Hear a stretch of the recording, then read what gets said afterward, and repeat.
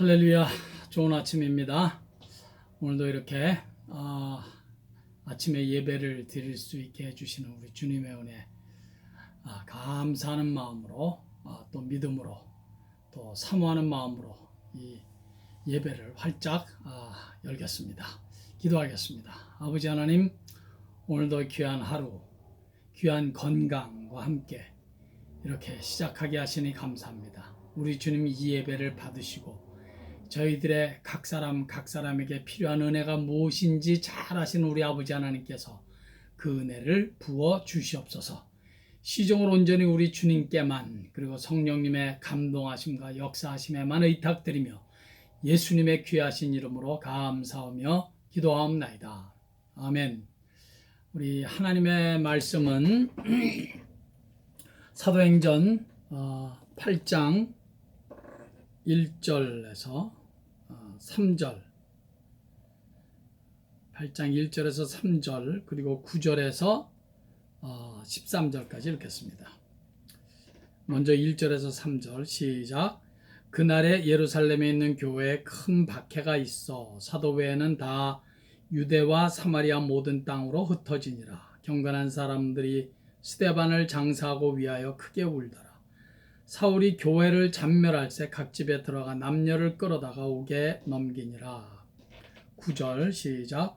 그 성에 시몬이라는 사람이 전부터 있어 마술을 행하여 사마리아 백성을 놀라게 하며 자칭 큰 자라 하니 낮은 사람부터 높은 사람까지 다 따르며 이르되 이 사람은 크다 일컫는 하나님의 능력이라 하더라. 오랫동안 그 마술에 놀랐으므로 그들이 따르더니 빌립이 하나님 나라와 및 예수 그리스도의 이름에 관하여 전도함을 그들이 믿고 남녀가 다 세례를 받으니 시몬도 믿고 세례를 받은 후에 전심으로 빌립을 따라다니며 그 나타나는 표적과 큰 능력을 보고 놀라니라. 4절 말씀. 그 흩어진 사람들이 두루다니며 복음의 말씀을 전할세 했습니다. 예루살렘 교회에 불어닥친 그 극심한 핍박으로 인하여 교인들이 흩어지기 시작했습니다. 그러나 사실 예루살렘 교회가 처음에는 얼마나 잘 나갔습니까? 사도들이 복음을 전파하자 하루에 수천 명이 회개하고 예수를 믿게 되는 그런 부흥이 일어났습니다. 뿐만이 아니죠. 온 교인들이 자신들의 물건을 다 사도들 앞에 내놓고 서로 공유하면서 필요에 따라 나누어 가면서 그렇게 살았습니다. 부족한 것이 있으면 또 서로 베풀면서 이렇게 나누면서 살았습니다. 저들은 모이기에 힘썼고 기도하기에 힘썼고 사도들의 가르침을 받기에 힘썼다고 했습니다. 저들은 한마디로 교회를 중심으로 행복한 교회 생활을 잘 하고 있었다는 것입니다. 어쩌면 저들은 거의 완벽에 가까운 교회 생활을 하면서 이대로 우리들끼리 좀 똘똘 뭉쳐서 하나 돼서 신앙생활을 잘하면 우리 주님도 기뻐하실 거야. 그렇게 만족하고 있었던 것 같습니다. 그러나 여러분, 저들은 한 가지 아주 중요한 주님의 명령을 잊어버리고 있었던 거죠. 성령이 너에게 임하시면 너희가 권능을 받고 예루살렘과 유다와 사마리아와 온 땅 끝까지 이르러 내 증인이 되라는 예수님의 말씀을 저들은 아마도 새까맣게 잊어버리고 있었던 것입니다. 우리 교회가 지금 이렇게 좋은데, 우리가 이렇게 신앙생활 잘하는데, 우리끼리 이렇게 잘 믿는데, 이렇게 그런 생각만 하고 있었단 말이죠. 그래서 제가 믿기는 우리 주님께서 그런 예루살렘 교회를 흩으시는 것이다. 저는 그렇게 생각합니다. 그리고 그 흩어진 사람들이 흩어진 곳에서 두루 다니며 복음의 말씀을 전파하게 했던 것입니다.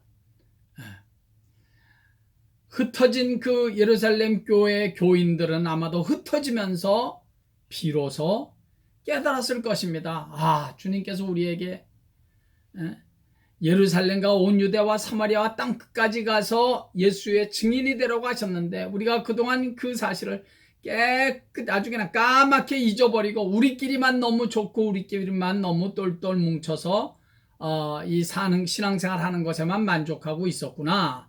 저들은 비로소 깨닫게 된 것입니다. 그래서 성도 여러분, 우리 하나님의 자녀들은 우리가 만나고 있는 모든 일들, 모든 사건들, 모든 상황과 형편을 통해서 우리 주님께서 우리에게 말씀하시는 메시지를 들을 수 있는 이런 그 영성이, 그런 신령한 귀가 활짝 열려져 있어야 합니다. 주님께서 이런 환경과 이런 일들을 통해서 내게 무슨 말씀을 하시는가? 왜 주님께서는 이런 일을 이번에 내게 겪게 하시는가? 주님, 제게 말씀하시옵소서. 제가 듣겠습니다. 이런 자세는 얼마나 중요한지. 큐티를 하는 것도 다 그런 목적 아니겠어요? 오늘 주님, 나의 형편과 나의 사정에 꼭 필요한 말씀, 제가 들어야 되는 말씀을 오늘도 제가 이 성경을 읽을 때 제게 주시옵소서. 그래서 다 큐티하고 이 새벽 기도도 다 그런 사모함과 그런 그 기대를 가지고 우리가 이 아침에도 예배 드리는 것입니다. 여러분, 온 교회 성도들이 교회 생활이 너무 재밌고 교회를 중심으로 모이기에 힘쓰고 기도하기에 힘쓰고 예배드리기에 힘쓰고 열심히 말씀을 듣고 배우고 그래서 똘똘 뭉치고 하나 돼서 믿음으로 하나 되고, 이건 도대체 얼마나 좋은 일이고 축복입니까? 교회는 바로 그때 부흥되는 것이고 또 그때 우리 교회는 참 하나가 돼야 합니다.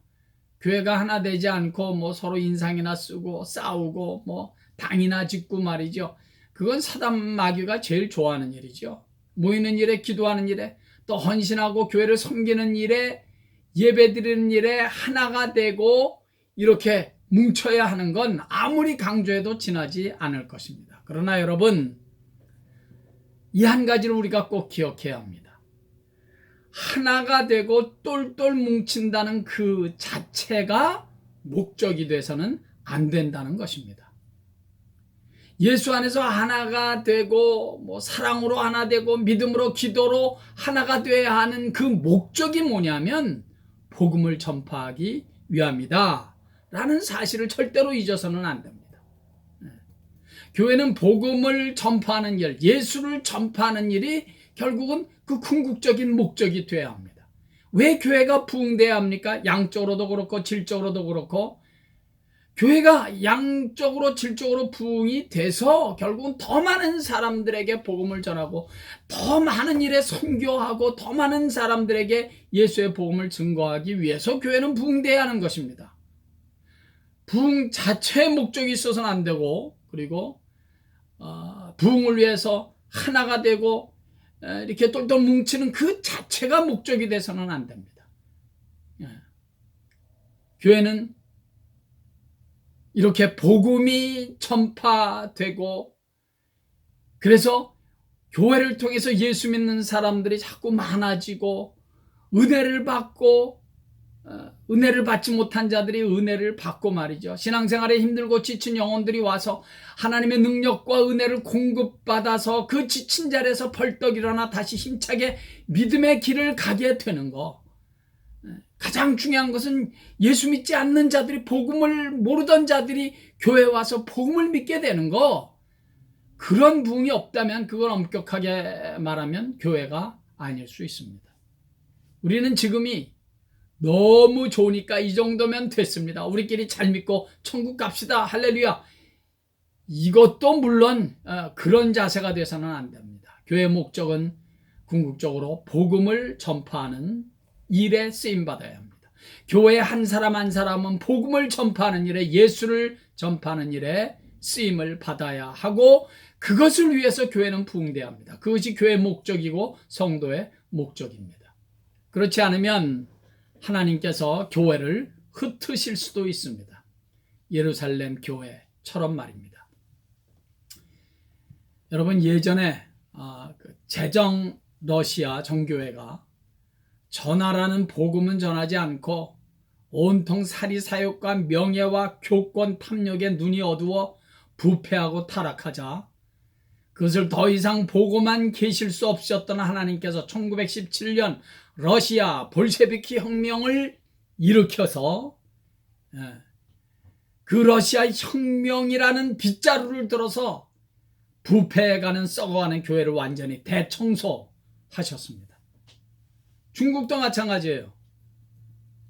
공산당의 문화혁명으로 잠자는 교회를 깨우셨습니다. 잠자던 교회 목사들과 성도들을 깨우신 것입니다. 정신 못 차리니까, 영적으로 잠만 자고 있으니까, 교회가 교회 할 일을 하지 못하고 있으니까. 성도 여러분, 교회가 복음을 전하지 않으면 교회의 목적을 상실한 것이고 하나님께서 그래서 그런 교회를 쓸어버리실 수도 있다는 사실을 우리는 알아야겠습니다. 성도가 복음을 전하는 일에 쓰임을 받지 않으면 결국은 복음을 전하는 일에 교회를 섬기고 우리가 교회에 모여서 교회를 부흥을 시키면서 결국 복음을 전하는 일에 쓰임받지 않으면 그 목적을 잃어버리면 하나님께서 쓸어버리시기도 한다는 사실을 우리가 꼭 기억해야 할 것입니다.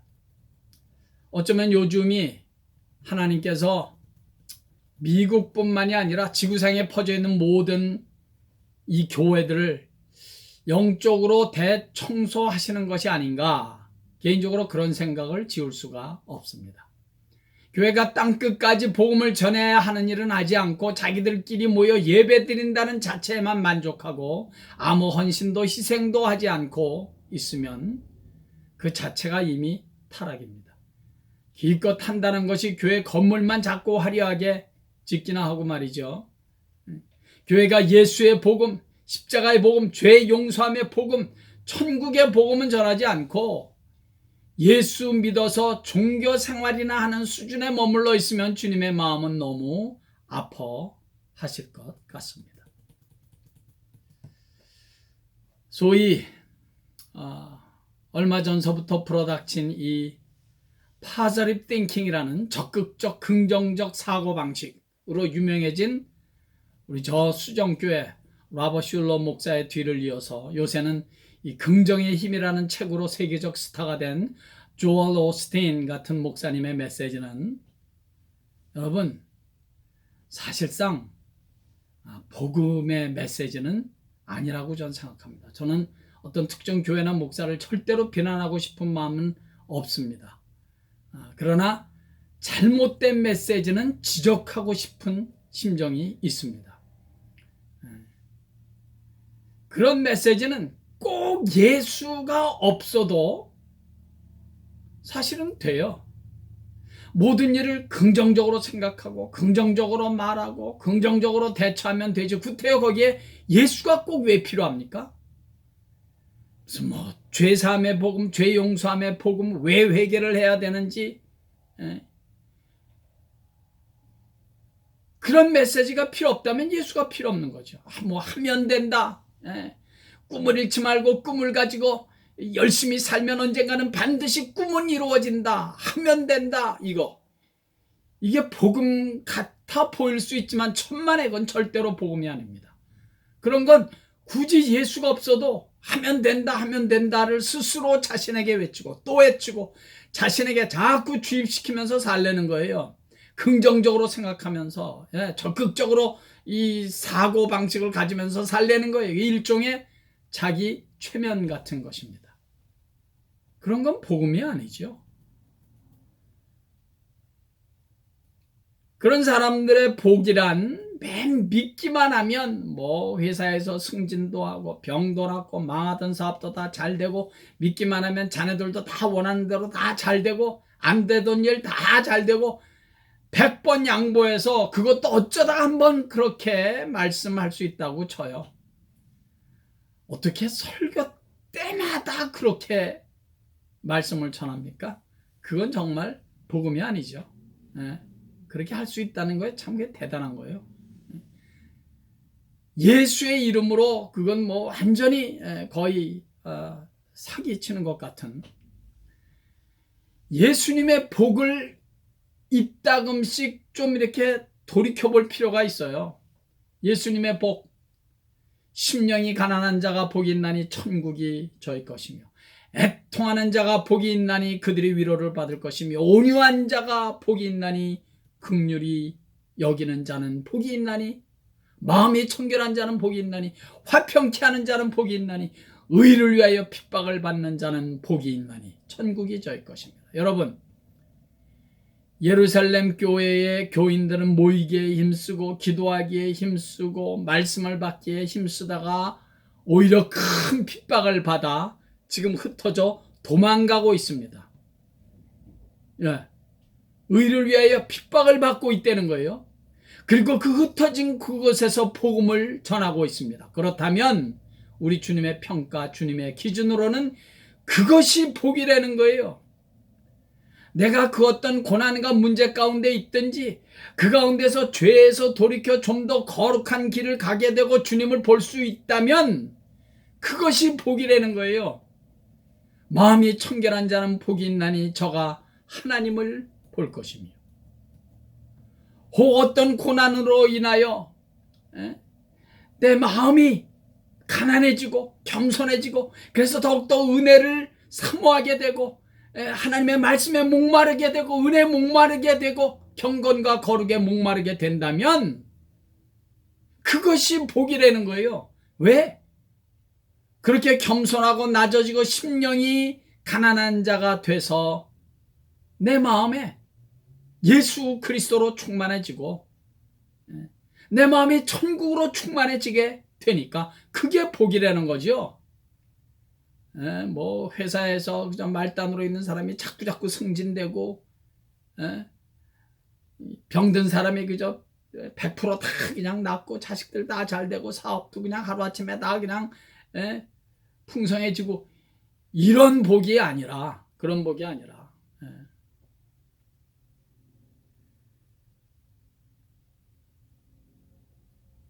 하나님께서 부어주시는 신령한 배부름, 거룩한 배부름을 경험하게 되는 것, 그것이 예수님의 기준과 평가에서는 복이라는 것입니다.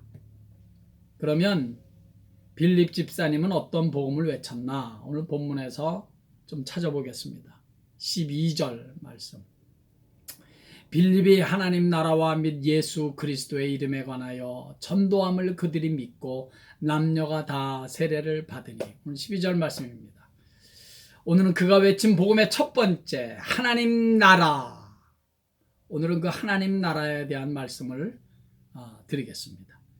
하나님 나라는 크게 두 가지 의미를 가지고 있습니다. 하나는 미래적인 의미, 즉 앞으로 도래할 하나님 나라.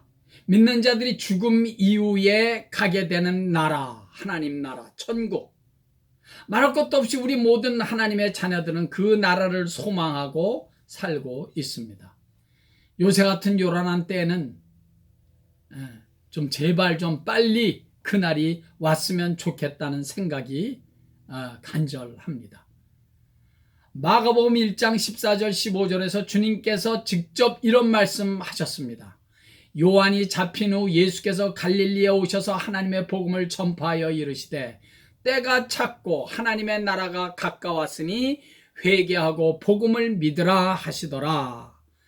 예수님께서 하나님의 나라가 가까이 왔다고 말씀하십니다. 하나님 나라의 긴박성을 언급하셨습니다. 그러니 빨리 회개하고 복음을 믿으라는 것입니다. 뿐만 아니죠. 주님이 가르쳐 주신 기도에도 이름이 거룩히 여김을 받으시오며 나라의 임하옵시며 하나님 나라가 임하시는 것을 기도하도록 가르치셨습니다. 우리가 언젠가 가서 살 저 영원한 천국이 도래할 것을 소망으로 삼으라는 거죠. 그것을 위해서 기도하라는 거예요. 그러나 여러분, 하나님의 나라는 그렇게 앞으로 올 미래적인 하나님 나라만 있지 않습니다. 바로 지금 현재적인 의미의 하나님 나라가 있습니다. 누가복음 17장 20절에서 21절 보면 하나님의 나라가 어느 때에 임합니까? 라는 바리새인들의 질문에 예수님께서 이렇게 대답을 하십니다. 하나님의 나라는 볼 수 있게 임하는 것이 아니요 또 여기 있다 저기 있다고도 못하리니 하나님의 나라는 너희 안에 있느니라. 하나님의 나라가 우리 안에 있대요. 예수님을 믿고 영접하는 순간 우리가 앞으로 가게 될 그 하나님의 나라 천국은 먼저 우리 마음속에 우리 영혼 속에 우리 안에서 만들어져야 된다는 것입니다. 우리 안에 먼저 임해야 된다는 것이에요. 예수님 때문에 누리는 마음의 천국, 영혼의 천국이 있다는 것입니다. 예수님 때문에 누리는 내 삶의 현장에서 누리는 심령의 천국, 마음의 천국이 있다는 것입니다. 돈이나 재물 혹은 명예, 권세 같은 이 땅의 것으로는 결코 누릴 수 없는 마음의 천국이 있습니다. 예수 그리스도께서 내 죄를 용서하셨다. 그래서 구원받은 하나님의 자녀가 되었다는 그 사실 하나만으로 내 삶의 한복판에서 누려지는 마음의 천국, 내면의 천국. 그 하나님 나라를 우리는 이 땅에서부터 누리면서 살아야 합니다. 우리가 잘 부르는 찬송, 내 영혼이 은총 입어 중한 죄짐 벗고 보니 슬픔 많은 이 세상도 천국으로 화도다. 슬픔, 고난, 고통, 사건, 사고, 질병, 난리와 난리가 끊어지지 않는 이 세상도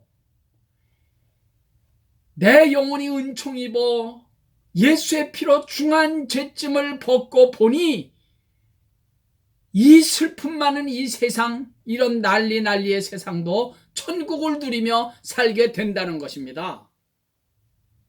마음의 천국, 믿음으로 이 땅에서 누리는 그 천국. 후렴가사 할렐루야 찬양하세 내 모든 죄 사함 벗고 주 예수와 동행하니 그 어디나 어디요? 하늘나라 천국. 내 모든 죄 다 용서함 받고 천국 백성 돼서 주님과 동행하며 살아가니 어디를 가든지 어디에서 살든지 거기가 하늘나라라는 것입니다. 할렐루야. 2절 가사도 들어보십시오. 주의 얼굴 뵙기 전에 멀리 뵈던 하늘나라 내 마음속에 이루어지니 날로 가깝도다. 우리가 주님을 이제 직접 천국에서 만나기 전에는, 즉 우리가 이 땅에서 살 동안에는 하나님 나라는 멀리 있다고 생각될 수 있지만 멀리 뵈던 하늘나라 그 뜻 아니겠어요? 그러나 예수님 때문에 내 마음속에서 오늘 내가 누리고 만나는 천국이 있기 때문에 훗날 우리가 가서 영혼을 살게 될 그 천국이 날마다 가깝게 여겨진다는 것입니다. 내 안에 이미 마음의 천국이 있으니까 그 우리가 갈 천국이 날마다 가깝게 여겨진다는 거예요. 3절 가사도 한번 들어보십시오. 높은 산이 거친 들이 초막이나 궁궐이나 내 주 예수 모신 곳이 그 어디나 하늘나라. 산속에 살든지 거친 들판에 살든지 초가집에서 살든지 궁궐에서 살든지 내 주 예수님 모시며 사는 그곳이 하늘나라 천국이라는 것입니다. 사랑하는 우리 성도 여러분, 우리 모두 이 땅에서 사는 날 동안 우리 주님께서 우리를 이 땅에서 너 이제 그만 살아라 하고 우리를 부르시는 그날까지 이 마음의 천국, 영혼의 천국, 믿음으로만이 누릴 수 있는 내 삶의 한복판에서 누리는 이 신령한 천국, 이 내면의 천국을 충만히 우리 하루하루 누리시다가 주님이 부르시는 그날 저 영원한 하나님 나라에 들어설 때 천군 천사의 환영을 받으며 당당하게 들어갈 수 있기를 예수의 이름으로 간절히 축원합니다. 할렐루야. 우리 찬송가 우리 부를까요? 348장 내 영혼이 은총 입어 우리 그 찬송 한번 불러보겠습니다. 가면서 봐. 348장이 아닌가? 이 은총.